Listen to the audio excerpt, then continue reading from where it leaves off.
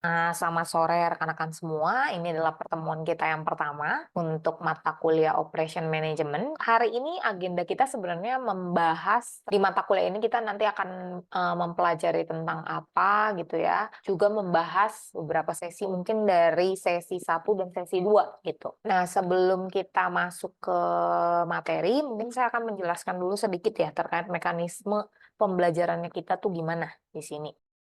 Untuk mata kuliah Operation Management di sini kalian bisa cek juga terkait nilai evaluasi itu kan nanti bergantung dari attendance-nya rekan-rekan di sini gitu ya, dari sesi Vikon, kemudian juga sesi diskusi forum ya. Saya juga mau mengingatkan karena kan perlu punya textbook-nya.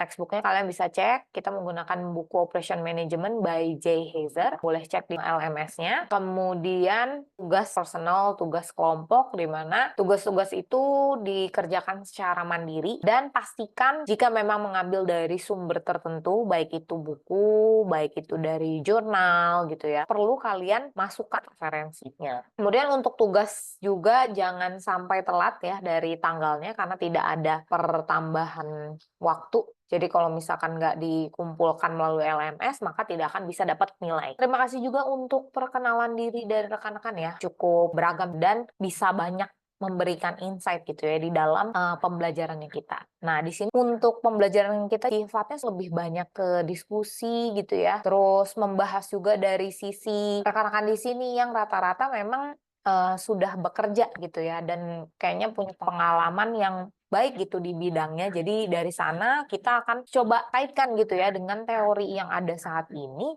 Itu sebenarnya sebagian besar mungkin sudah dilakukan oleh rekan-rekan supaya lebih rich gitu ya ilmu yang kita dapat. Jadi akan ada diskusi gitu bareng-bareng dengan rekan-rekan di sini. Silahkan mendiskusikan, menceritakan, sharing gitu ya. Di dalam mata kuliah Operation Management ini itu ada 3 capaian pembelajaran ya. Yang pertama bisa menjelaskan dasar keputusan strategis manajemen operasi. Kemudian yang kedua bisa mendemonstrasikan nih pengetahuan terkait keputusan manajemen operasi dalam menghasilkan produk. Dan yang ketiga adalah menganalisis isu manajemen operasi dalam beragam konteks. Dalam mata kuliah Operation Management ini kita ada menggunakan aplikasi QM. Jadi nanti saya akan tunjukkan bentuknya seperti ini. Form QM for Windows ini yang versi kelima. Nah, ini yang akan kita gunakan di beberapa sesi. Jadi saya harapkan rekan-rekan bisa download aplikasinya ya.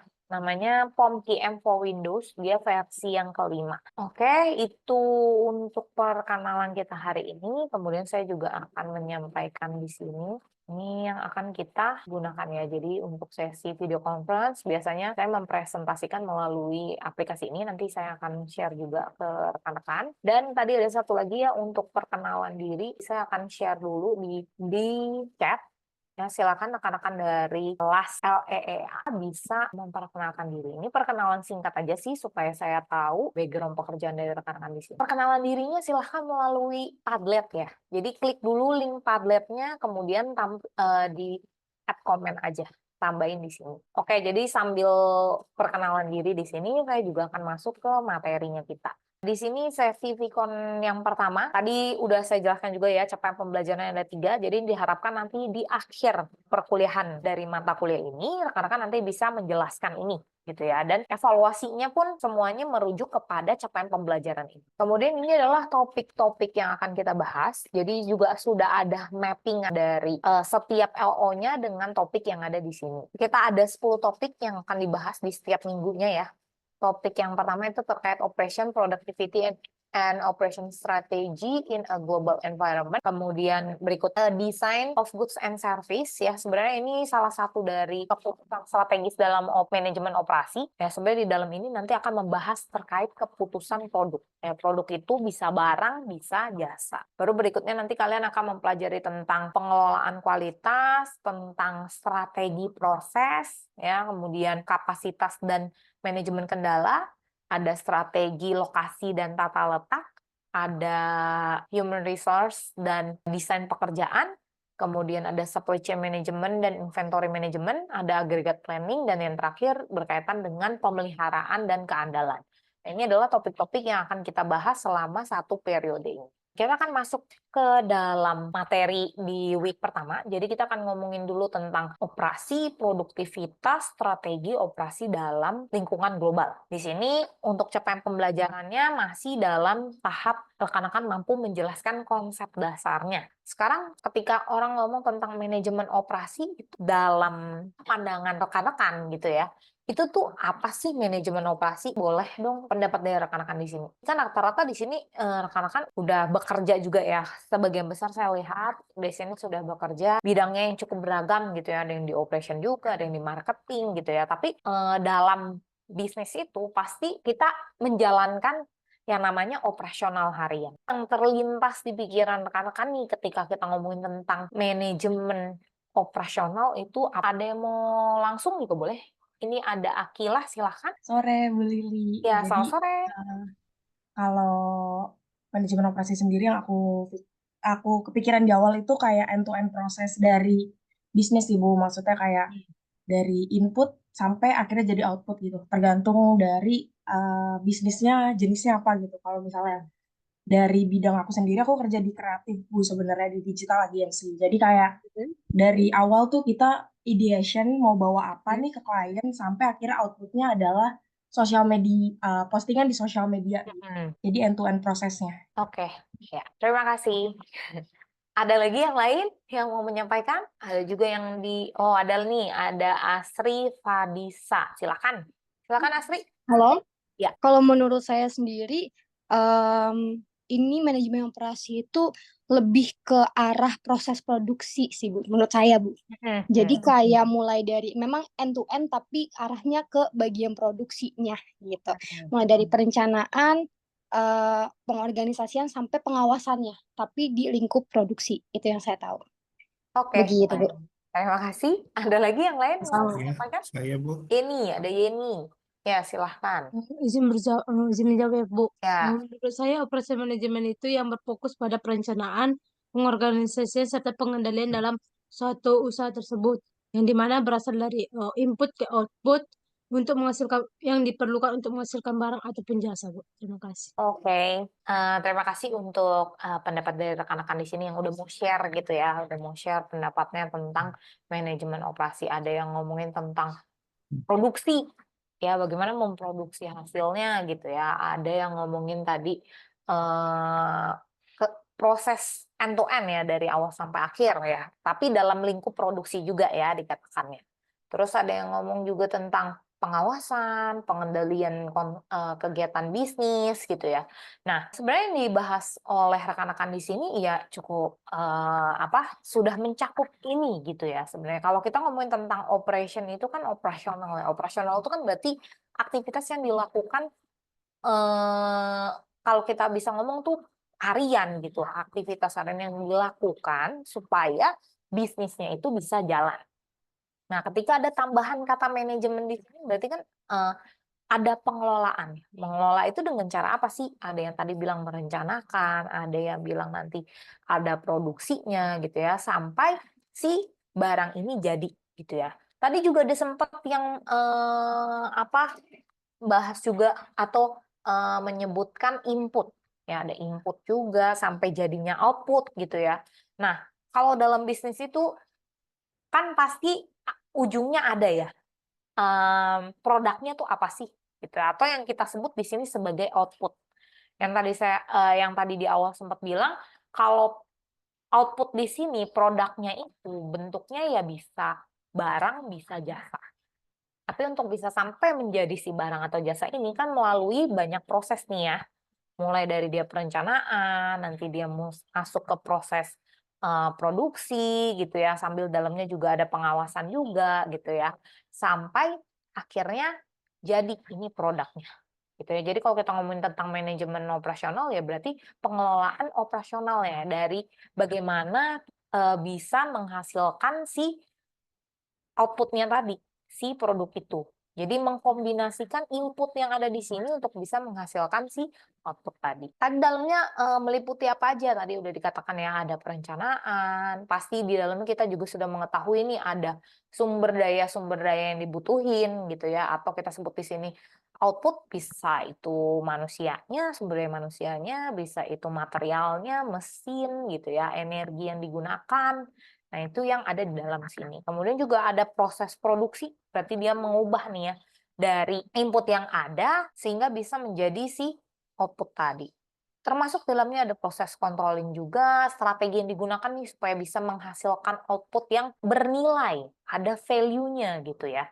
Karena kalau kita ngomongin tentang bisnis ketika dia menghasilkan output tadi, bisnis itu kan sebenarnya bisa beragam banyak dan bahkan bisa rata-rata sama gitu ya, bisnisnya jalannya di bidang yang sama. Tapi gimana sih caranya supaya si bisnis ini, si bisnis si perusahaan A gitu ya, bisa lebih dipilih gitu dibandingin sama kompetitornya yang lain, gimana caranya? Pasti di dalamnya harus bisa dia menghasilkan produk yang bernilai jual gitu, yang beda gitu ya, yang punya value-nya gitu. Itu yang tadi kita bahas mengenai manajemen operasi. Terus kenapa sih belajar manajemen operasi gitu ya? Karena kalau kita ngomongin tentang operasional, berarti kan aktivitas yang dilakukan untuk bisa bisnisnya berjalan gitu ya. Jadi dengan kita belajar si manajemen operasi ini, kita belajar nih untuk tahu sebenarnya aktivitas dalam operasional itu seperti apa aja sih. Terus gimana sih proses produksi itu bisa terjadi gitu ya. Proses produksi itu terjadi seperti apa gitu sampai si produknya ini jadi ya, atau sampai muncul nih ada hasilnya si barang atau jasanya itu. Kemudian kita juga bisa tahu tugas dari manajer operasi, dan dengan kita mengetahui gitu ya aktivitas yang ada di dalam operasional di sini, maka ini menjadi kesempatan gitu ya bagi kita untuk memaksimalkan fungsi produksinya, karena kita tahu nih yang di dalamnya itu ada apa aja, ada proses seperti apa. Dengan kita memaksimalkan fungsi produksi ini sebenarnya pada akhirnya sih yang ingin dicapai ya ketika kita ngomongin tentang manajemen operasi ini ada di sini. Kita bisa meningkatkan efisiensi ya, daya guna. Biasanya kalau misalkan kita bisa mencapai efisiensi yang lebih ya, berarti kita bisa menurunkan biaya. Biasanya ini berkaitan dengan biaya ya, efisiensi itu. Gimana caranya kita mendayagunakan si input yang ada di sini gitu. Input yang ada supaya bisa memaksimalkan si outputnya. Kemudian juga meningkatkan produktivitas, berarti hasil outputnya ya, kemudian bisa mengurangi biaya juga tadi, yang ini berkaitan juga dengan si efisiensi, kemudian juga peningkatan kualitas. Jadi ketika kita udah tahu proses-proses yang ada di dalamnya, kita bisa mereview kembali mana yang mungkin harus ditingkatkan, mana yang prosesnya mungkin salah gitu ya. Jadi tujuan akhirnya sebenarnya supaya bisa meningkatkan kualitas ya, kualitas dari prosesnya yang berimpact ke kualitas dari si produknya. Ya, kemudian juga mengurangi waktu proses produksi. Tadi kan sempat dibahas juga ya terkait dengan produktivitas ya. Kalau kalian lihat nih, ini sebenarnya kan gambaran dari si manajemen operasional gitu ya. Ada input, ada proses, ada output, di mana dari proses input menuju output ini nanti akan muncul yang namanya produktivitas. Nah, dari proses input menuju output ini juga diharapkan nanti akan ada nilai tambahnya gitu ya terhadap si outputnya supaya bisa dipilih gitu ya oleh si konsumen. Terus kalau inputnya tadi bisa apa aja, itu yang tadi sempat dikatakan, ada raw material, ada pekerjanya, ada mesin, energi, uang yang dikeluarkan gitu ya. Kemudian diproses, proses di sini bisa penciptaan, membentuk, membuat, merakit gitu ya, transformasi, mengkonversi atau mengubah. Jadi dari proses dari input diproses menuju output. Kadang-kadang kan kalian bisa lihat ya ada proses yang gimana dia bukan bikin sendiri gitu. Bisa jadi suatu usaha gitu. Dia mungkin beli dulu barang yang udah jadi, kemudian dia repackage ulang, baru dia jual gitu ya. Ada prosesnya di sini, dia repackage lagi. Dia dikonversi gitu ya, dikonversi lagi oleh mereka mungkin dari bentuk paketnya gitu ya sampai menjadi outputnya gitu. Walaupun dia sebenarnya udah ada gitu dalam bentuk yang sama. Jadi bisa proses beberapa jenis proses gitu ya hingga menjadi barang atau jasa. Nah, di sini kita juga ketika kita mempelajari tentang manajemen operasional gitu ya, itu di dalamnya juga tidak terlepas dari yang namanya rantai pasokan. Mungkin rekan-rekan tadi ada yang sempat bilang, oh iya kalau ngomongin tentang manajemen operasi tuh ngomongin tentang produksi. Oh iya, memang di dalamnya ada salah satunya, memang bagian yang terkait gitu ya sebenarnya dalam manajemen operasional itu adalah si produksi, di mana bisa menghasilkan si produknya tadi. Di mana kalau di dalam menghasilkan produk ini pasti banyak pihak-pihak yang terlibat gitu ya. Mungkin di sini ada yang bisa sharing. Nah, kira-kira kalau yang kalian pahami gitu ya ketika ngomongin tentang rantai pasokan tuh apa sih? Ya, ada Arinda silakan. Supply chain itu menyangkut keseluruhan proses dari hulu ke hilirnya yang informasi dari awal keseluruhan proses dari awal hingga akhirnya, Bu. Dari awal hingga akhir. Kira-kira mungkin bisa digambarkan nggak kalau misalkan Arinda kalau boleh tahu apakah sudah bekerja atau bekerjanya di apa nih, Arinda? Saya di mining logistik, Bu. Mining logistik. Nah, dalamnya ada logistik juga tuh. Nah, kira-kira kalau di mining itu kayak gimana sih? Kalau ngomongin tentang kaitannya sama rantai pasokan deh gitu. Kalau di mining gimana itu? Jadi, support untuk supply kebutuhan mereka, simpelnya untuk mereka jualan barang gitu, Bu.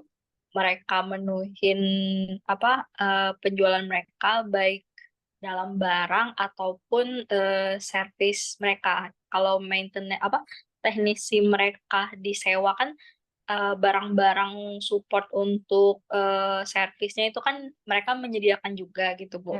Jadi yang kebetulan customer yang saya pegang itu Epiroc, perusahaan Swedia, dan orang mereka itu overseas semua dari luar negeri semua, Bu. Dan kantor pusat mereka tuh ada di Balikpapan gitu, Bu.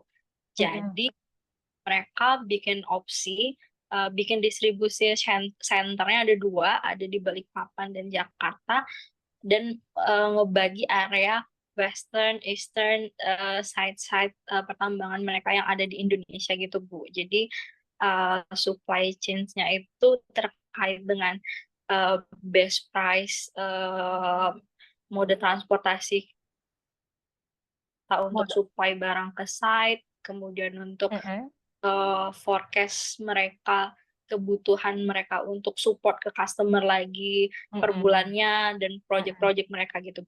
Lebih ke kayak 3PL logistik gitu sih, Bu. Oh, lebih ke logistiknya kalau di kalian gini. Party logistiknya gitu, Bu. Handling perpindahan. Buat ngirimin ininya ya, materialnya gitu. Ya, betul, Bu. Oh, oke. Ya, baik. Terima kasih. Ada lagi yang lain yang mungkin mau kasih contohnya juga? Ya, boleh. Halo, Bu. Ya, halo. Saya Juni. Silakan. Saya kebetulan di supply chain. Saya itu di pabrik pembuatan kapsul, cangkang kapsul. Sorry, pembuatan apa? Cangkang kapsul, Bu. Kapsul. Cangkang kapsul? Iya. Oh, oke. Ya, kalau supply chain itu menurut saya yang ada di tempat saya juga itu adalah yang tadi disebut rantai pasokan, proses dari mulai penerimaan order, forecast penerimaan order, sampai itu proses melanjutkan ke produksi, memplanning, melanjutkan ke produksi, kemudian setelah nanti keluar dari produksi, kita masuk ke gudang, kemudian nanti untuk deliver sampai ke customer-nya. Ini juga termasuk rangkaian dari penyediaan raw materialnya, Bu. Kemudian memastikan di internal operation itu berjalan sesuai kebutuhan customer, yaitu mulai dari stek dan sebagainya, dan juga on time delivery, itu termasuk dalam supply chain rantai pasokan. Oke, baik, terima kasih. Ya, Ya, ada lagi yang mau menambahkan? Belum ada? Ya, kalau belum ada, saya coba baca dulu yang di sini nih ya. Oke, kalau di Padlet ada yang mengkoordinasi berbagai proses dari produksi hingga distribusi dengan tepat waktu dan efisien. Ada juga yang menurut saya proses dari pembelian bahan baku untuk memenuhi pesanan, proses produksi hingga pengiriman. Oke, kata kuncinya kalau yang tadi sudah dibahas gitu ya oleh beberapa rekan kita, ngomongin tentang, ada yang bilang tentang forecasting ya, terus habis itu masuk proses produksi, ada proses pengiriman ya, termasuk dalamnya tadi logistik, kemudian ada ngomongin juga supplier ya, untuk mendapatkan si bahan baku gitu ya, tadi juga udah ada yang ngomong tentang on time nih. Sebenarnya kalau kita ngomongin tentang rantai pasokan, memang ini part dari kita ngomongin tentang manajemen operasional gitu ya, bagaimana bisa sampai menghasilkan produk. Tapi sebenarnya nggak berhenti sampai di situ saja gitu, karena setelah menghasilkan produk terus apa gitu. Bisnis nggak akan jalan kalau misalkan si produk ini tidak sampai ke konsumen gitu ya. Jadi kalau cuma sampai tahap dapat produknya doang, yang ya sebenarnya itu kita katakan mungkin masih belum secara keseluruhan. Aslinya harusnya ya ketika si produk ini bisa hingga sampai ke konsumen, sehingga muncul yang namanya si rantai pasokan di sini. Kenapa dia sebut ini sebagai rantai pasokan? Ya kita menganalogikan seperti rantai. Kalau kalian lihat rantai sepeda, itu kan saling terkait satu dengan yang lainnya ya. Jadi kalau satu jalan, yang lainnya juga jalan gitu. Nah, rantai pasokan ini kita ngomongin tentang pasokan ya. Ini berkaitan dengan adanya jaringan gitu ya, jaringan yang ada di dalam proses ya, proses untuk bisa menghasilkan barang dan jasa ini. Ada pihak-pihak yang terkait ya, termasuk di dalamnya ada supplier, ada manufacturer-nya, ada distributornya, ada retailer sampai ke konsumen. Termasuk di dalamnya ada logistik juga. Nah, jadi kalau kalian lihat di gambar ini, sebenarnya dalam rantai pasokan ini adalah pihak-pihak yang terkait nih. Pihak-pihak yang terkait dalam menghasilkan si produk tadi hingga sampai ke konsumen. Ketika mungkin beberapa perusahaan kalian mungkin ada yang memang areanya di manufakturnya, mungkin ada yang di suppliernya, atau mungkin ada yang di bagian retailnya gitu ya. Nah, di sini semuanya tuh sebenarnya saling terkait. Jadi let's say misalkan kita ngomongin tentang si perusahaan yang memproduksi hasilnya deh gitu ya. Pastinya ketika dia mau memproduksi, dia butuh apa sih? Dia butuh informasi juga. Pasti dia butuh informasi berapa ya kira-kira yang akan dihasilkan produknya. Berapa nih yang harus disiapkan ya dihasilkan. Nah, tadi ada ngomongin tentang forecasting ya, salah satunya dengan cara dia mungkin melakukan forecasting ya. Dia riset pasar juga, dia bisa cari tahu gitu ya, kira-kira permintaannya akan tinggi atau tidak, dia memperkirakan gitu ya. Dari sana, dari informasi yang ada di sana, nanti ini akan saling terkait. Jadi dia tahu informasinya, maka ini akan sampai ke suppliernya, ya pemasoknya. Karena pemasoknya kan butuh tahu juga berapa banyak nih yang harus dipasok ya materialnya gitu. Jadi ini saling terkait nih dari konsumen dan keseluruhannya. Ketika produknya udah jadi pun, untuk bisa ke konsumen pasti ada butuh yang namanya si distributor atau retailer. Atau kalau sekarang karena udah semakin canggihnya gitu ya di perkembangan teknologi juga, perkembangan keseluruhannya gitu ya. Mungkin dari hasil yang ada bisa langsung ke konsumen kali ya. Jadi udah mencoret mungkin yang bagian distributor dan retailernya, tapi nggak semuanya ya. Apalagi mulai munculnya ada penjualan gitu ya melalui e-commerce, yang bahkan yang memproduksi pun dia bisa jualan langsung gitu kan, langsung ke konsumennya. Jadi kalau kita ngomongin tentang rantai pasokan, berarti kita ngomongin tentang jaringan ya dalam organisasi yang dia saling nih berbagi informasi, berbagi dana dan sumber daya, sehingga bisa menghasilkan barang dan jasa hingga sampai ke konsumen. Ya. Tujuannya apa sih? Tujuan dari si rantai pasokan ini ya bagaimana dia memaksimalkan nilai yang dihasilkan secara keseluruhan. Jadi kalau kita pelajari rantai pasokan, oh iya, nanti akan ada tahap supply-nya gitu ya untuk sampai ke supplier sini, ya apa aja nih yang bisa diperbaiki ya atau yang bisa ditingkatkan lagi. Mungkin kalau ke distributor atau ke konsumen lagi pasti kan ada informasi yang diperoleh gitu ya. Jadi dengan dia mengetahui proses yang ada di sini, ya kita harapkan gitu ya, perusahaan mengharapkan ujungnya bisa memanfaatkan nih nilai yang ada dari setiap pihak yang terkait, sehingga ujungnya bisa menghasilkan produk yang bernilai jual. Oke, ini untuk lebih lanjutnya, kalian bisa membahas dulu yang ada di diskusi forum, saya sudah masukkan ya, apa-apa saja yang akan kita diskusikan di sana. Kalau ada soal latihan pun, ya silahkan dikerjakan juga.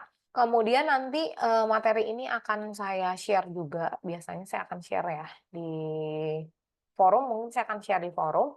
Dan untuk, tadi kan saya sempat mengatakan ya, untuk beberapa materinya kita tuh ada menggunakan aplikasi QM gitu ya. Jadi mungkin di sini kalian nanti bisa coba searching aja namanya PomQM for Windows. Tadi ada yang tanya apakah nanti rekamannya bisa di-share. Oke, nanti saya mintakan dulu ya. Nanti saya akan share di forum juga. Tapi pastikan aja rekan-rekan nanti cek ya di forum. Terus langsung di-download karena biasanya dia setelah berapa hari akan di-delete otomatis gitu dari cloud-nya. Jadi harus langsung di-download ya. Kalau untuk yang lainnya mau bertanya berkaitan dengan pertanyaan mengenai perkuliahan dan lainnya itu boleh lewat email ya. Bisa lewat email, saya balasnya juga lumayan cepat kok kalau lewat email. Saya lanjutkan tadi untuk nah, di sini nanti mungkin kalian bisa searching-searching ya yang berkaitan dengan QM for Windows versi 5. Nah, itu nanti dia akan muncul. Gitu. Jadi silahkan di-download. Nanti bentukannya seperti ini, kalian bisa lihat. Bentuknya seperti ini, dan biasanya untuk materi yang memang sudah ada pengerjaan gitu ya menggunakan aplikasi ini, biasanya saya akan share videonya juga. Selain daripada itu, sebenarnya kalian nanti bisa cek juga ya di LMS itu kan untuk setiap sesinya itu kan kalian bisa lihat ya ada materi-materi tambahannya ya selain dari PPT, terus habis itu dari LN-nya ada video pembukaannya ya kalian bisa lihat dari sini. Nanti ada juga video tutorial yang ada di sini gitu ya. Jadi saya mau mengingatkan dulu di awal supaya rekan-rekan nggak kelewat nih. Kalau misalkan ada video tutorial seperti ini, silahkan dipelajari gitu ya. Karena di dalamnya ini membahas terkait penggunaan software QM tadi untuk beberapa analisis yang ada di materinya kita. Gitu ya. Nanti selain dari itu saya juga akan share kembali sih di dalam diskusi forum. Cuma aja rekan-rekan bisa cek juga gitu ya dari sini. Dan juga materi-materi tambahannya.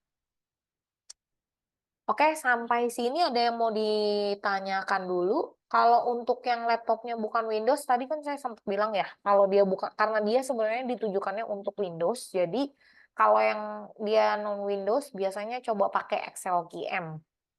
Ya, tapi untuk pengoperasian Excel QM mungkin kalian butuh effort lebih ya, harus cari dulu. Tapi udah banyak kok yang membahas tentang Excel QM juga gitu, cari aja di apa online resource kayak di YouTube gitu. Oke. Ya sambil menunggu mungkin kita sekalian verifikasi ke hadiran dulu ya. Tadi untuk yang perwakilan dari setiap kelasnya ada, kalau ada boleh chat japri. Kalau nggak ada ya paling biasa saya menginformasikan lewat forum sih. Oke, saya mengingatkan kembali ya rekan-rekan jangan lupa untuk cek kembali deadline untuk pengerjaan tugas ya, jangan sampai terlewat karena kalau terlewat nggak ada perpanjangan waktu, tidak menerima juga tugas yang dikirimkan melalui email. Jadi kalau misalkan nggak ke-upload di LMS maka tidak akan ada nilainya gitu ya. Dan saya mengingatkan kembali pastikan rekan-rekan sebenarnya untuk bisa mendapatkan nilai yang maksimal gitu ya dalam mata kuliah ini sebenarnya kan nggak susah ya. Kalian kan udah tahu nih persentase evaluasi nilainya termasuk keaktifan kalian dalam attendance di video conference, terus keaktifan di diskusi forum, pengerjaan tugas-tugas tugas personal dan tugas kelompok, serta kuis dan ujian gitu ya. Jadi pastikan aja semua porsi dari si evaluasi, komponen evaluasinya ini kalian lakukan dengan baik gitu. Karena harusnya dari sana ya pasti bisa lulus gitu dalam mata kuliah ini. Oke, paling itu aja sih untuk pertemuan kita kali ini. Untuk verifikasi kehadirannya nanti saya verifikasi secara keseluruhan, udah saya verifikasi. Itu saja untuk hari ini. Selamat sore semuanya dan semoga apa yang kita bahas hari ini jadi pembelajaran gitu ya buat teman-teman. Selamat sore, sampai ketemu lagi. Selamat malam Ibu, terima kasih. Terima kasih. Terima kasih Ibu. Terima kasih, Bu. Terima kasih, Bu. Selamat malam. End meeting ya. Terima kasih, Bu. Ya, Bu. Ibu. Ya Bu. Terima kasih, Bu.